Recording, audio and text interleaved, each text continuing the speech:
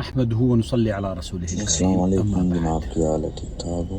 میں ٹھیک ہوں الحمدللہ۔ اچھا، میں جناب ایک خواب دیکھے رات کو کہ میری خواب میں شیر آتا ہے، وہ کسی آدمی نے اس کا شکار کیا ہوتا ہے اوکے۔ شیر کا، تو گاڑی کے اندر ہوتا ہے، اس سے میں گاڑی لیتا ہوں کسی جانے کے لیے کسی جگہ پر، اور میں دیکھتا ہوں اندر شیر ہوتا ہے لیکن وہ سانس لیتا ہے، تو میں اسی ٹائم گاڑی کھڑی کر کے ہاں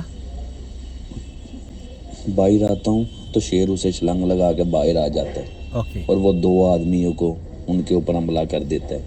اس کی کیا تعبیر ہو سکتی ہے؟ تعبیر کے لیے نحمدہ ونصلی علی رسولہ الکریم، اما بعد۔ السلام علیکم ورحمۃ اللہ وبرکاتہ۔ وعلیکم السلام۔ سائل نے خواب میں شیر آتا ہے دیکھا جس کا شکار کسی نے آلریڈی کیا ہوا ہوتا ہے، وہ گاڑی میں ہوتا ہے، یہ اس گاڑی کو لیتے ہیں کہیں جانے کے لیے، لیکن شیر کو سانس لیتا ہوا دیکھ کے گاڑی سے باہر آ جاتے ہیں اور شیر بھی باہر آ جاتا ہے، اور پھر شیر وہاں پہ کھڑے ہوئے دو افراد پہ حملہ کر دیتا ہے۔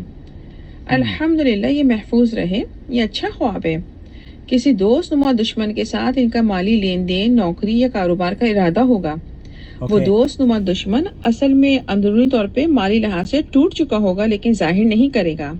اچھا، انشاءاللہ ان کے پاس اللہ سبحانہ تعالیٰ کی مدد آئے گی ان کے اچھے اعمال کی وجہ سے، اور یہ اس شخص کے ساتھ اپنے آپ کو منسلک ہونے سے بچا لیں گے، یہ بچ جائیں گے، اور پھر وہ شخص کسی اور کو ٹارگٹ بنانے کی کوشش کرے گا۔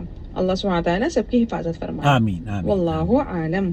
جزاک اللہ خیر۔ یہ بہت معقول تعبیر ہے، اور رومانہ آپ کا بہت شکریہ کہ آپ ہمارے ویورز کے خواب سنتی ہیں اور انہیں بشارتوں سے نوازتی رہتی ہیں۔ اللہ تعالیٰ آپ کو بھی بے حد بشارتوں سے نوازے، اور آپ کو اور آپ کے پیاروں کو، رشتہ داروں کو ہمیشہ خوش، شاد اور آباد رکھے، اور ہمارے ویورز کو بھی اللہ تعالیٰ۔